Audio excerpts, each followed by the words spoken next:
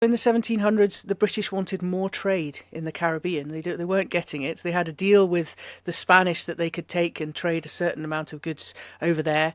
They exchanged slaves that they'd brought from Africa because the Spanish weren't very good at doing that, but they still needed or still wanted to use the slaves, so they would get them from the British.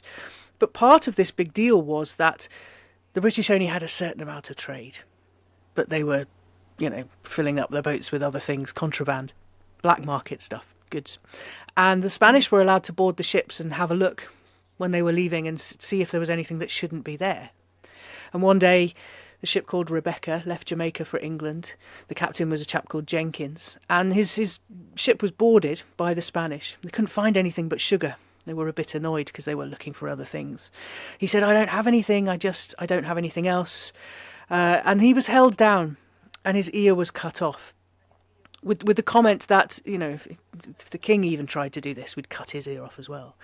And Jenkins was a bit annoyed, and he took his ear back in a jar, back to England, and he showed Parliament. Parliament weren't really that excited at the time. But later on, when they decided they wanted more trade and they wanted to go after the Spanish, they got him out again with his ear in a jar and paraded him around and said, look at this, this is what the Spanish have been doing to us. And it was used as the trigger to go to war with Spain. And later on, Carlyle named it the War for Jenkins' Ear, which I think is fantastic.